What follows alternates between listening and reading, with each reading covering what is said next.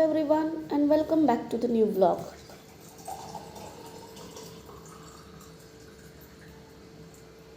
मी रोज सकाळी लवकर उठायचं ट्राय करते. मला सकाळचं जे अर्ली मॉर्निंगचं वातावरण असतं ते खूप आवडतं. Specially on weekends. लवकर उठल्यामुळे आपली घरातील बरीच कामं लवकर आवरली जातात आणि त्यामुळे आपल्याला दिवसभर मोकळा मिळतो.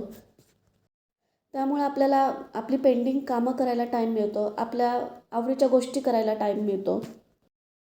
आता माझी सकाळची सगळी कामं आवरली आहेत आणि आता मी ब्रेकफास्ट बनवणार आहे. आज मी मसाला सँडविच बनवणार आहे. But I really don't know what to call this sandwich.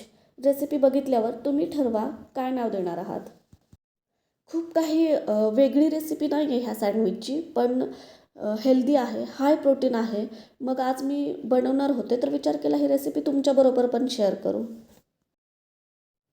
या सँडविचसाठी आपल्याला स्टफिंग वेगळं बनवून घ्यायचं आहे आणि बॅटर वेगळं बनवायचं आहे. सो चला तर मग स्टार्ट करूया. एका बाउलमध्ये मी बारीक चिरलेला कांदा आणि कोथिंबीर घेतलेली आहे.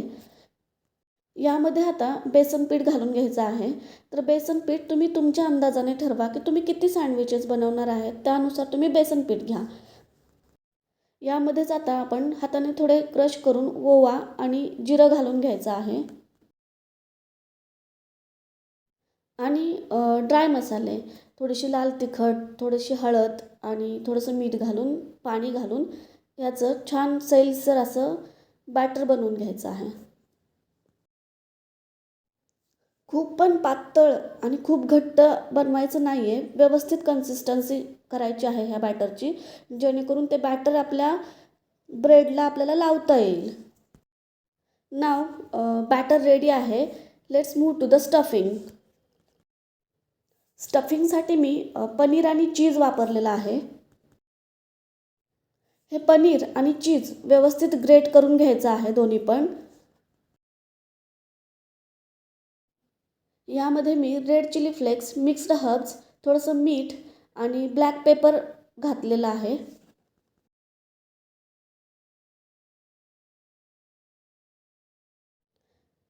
हे सगळं व्यवस्थित मिक्स करून घ्यायचं. आता पॅनला थोडंसं बटर लावून घेतलेलं आहे आणि ब्रेडचा जो स्लाइस आहे तो आपण बॅटर बनवलेला आहे त्यामध्ये व्यवस्थित डीप करून हा ब्रेड आपल्याला बटरमध्ये भाजून घ्यायचा आहे. ब्रेडला दोन्ही साईडनी बॅटरची छान कोटिंग द्यायची आहे, त्यामुळं सँडविचला छान टेस्ट येते. आता हे ब्रेड दोन्ही साईडनी व्यवस्थित थोडेसे गोल्डन ब्राऊन होईपर्यंत भाजून घ्यायचे आहेत. व्यवस्थित भाजलं नाही तर कदाचित खाताना बॅटर कच्चं लागू शकतं. आता माझ्याकडे इथे ग्रीन चटणी होती, ती पण मी ब्रेडला लावून घेतलेली आहे. केचप किंवा टोमॅटो सॉस लावण्यापेक्षा जर ग्रीन चटणी लावली इथे तर सँडविच आणखीन जास्त टेस्टी बनेल. आपण जे स्टफिंग बनवून घेतलं होतं पनीर आणि चीजचं, ते आता एका ब्रेडच्या स्लाइसवर व्यवस्थित स्प्रेड करून घ्यायचं आहे आणि दुसरा ब्रेड त्यावरती ठेवून सँडविच छान दोन्ही साईडनी भाजून घ्यायचं आहे.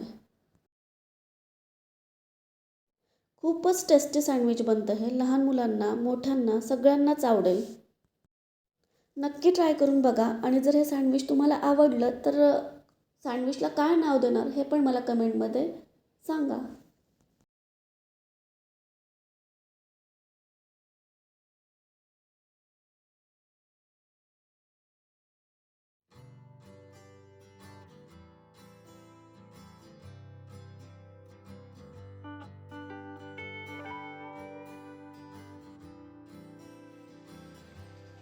ब्रेकफास्ट झाल्यानंतर आज माझ्याकडे खूप टाईम होता, कारण विवेक आज ऑफिसला गेल्यामुळे मी स्वयंपाक सकाळीच केलेला होता आणि मल्हार पण आणखीन स्कूलमधून आलेला नाही आहे. थोडासा मोकळा वेळ मिळाला की आपण घर क्लिनिंग करत बसतो किंवा एक्स्ट्राची जी काही पेंडिंग कामं आहेत ती करत बसतो. पण मी आज विचार केला की आज थोडासा स्वतःसाठी टाईम देऊयात. सेल्फ केअरसाठी पण थोडासा टाईम द्यायला हवा ना. सो आय थिंक की आज फेस पॅक लावायचा. त्यासाठी मी इथे ब्लेंडिंग जारमध्ये 2 बीटचे तुकडे घेतलेले आहेत आणि 1 चमचा दही घेऊन छान व्यवस्थित ग्राइंड केलेलं आहे. क्वांटिटी कमी असल्यामुळे हे ग्राइंड व्हायला थोडंसं टाईम लागतो. यामध्ये मी थोडं बेसन पीठ पण मिक्स केलेलं आहे. मी सांगायचं विसरले तुम्हाला. फेस क्लीन करून हा फेस पॅक आपल्याला फेसवर लावून घ्यायचा आहे. बीटरूटचा खूप छान इफेक्ट होतो चेहऱ्यावरती. तुम्ही ट्राय करा. चेहरा खूप पिंक पिंक दिसतो. फेस पॅक लावून तुम्ही तुमची बाकीची कामं करू शकता किंवा एन्जॉय युअर मी टाईम.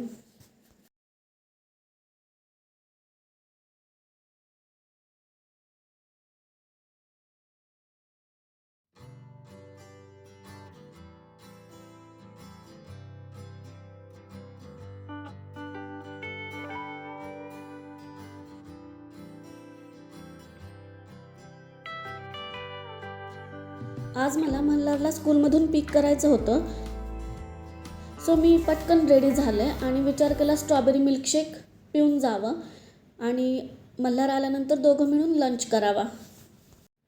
मग मिल्कशेकसाठी मी इथे 4-5 स्ट्रॉबेरीज स्वच्छ करून कट करून घेतल्या.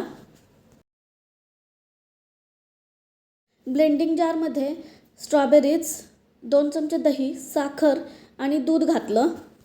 जर तुम्हाला पाहिजे तर तुम्ही साखर अव्हॉइड करू शकता. आणि मग हे छान ब्लेंड करून घेतलं.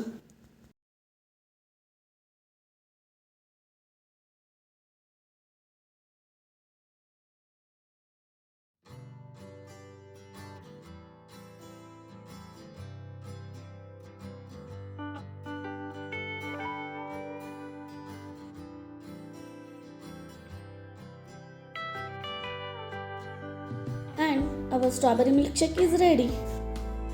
आता ऊन पण खूप वाढले तर तुम्ही हा स्ट्रॉबेरी मिल्कशेक मस्त छान फ्रीजमध्ये चिल करून घेऊ शकता. एवढा स्वतःसाठी मिल्कशेक बनवला आहे तर मग आता छान डेकोरेट पण करूया.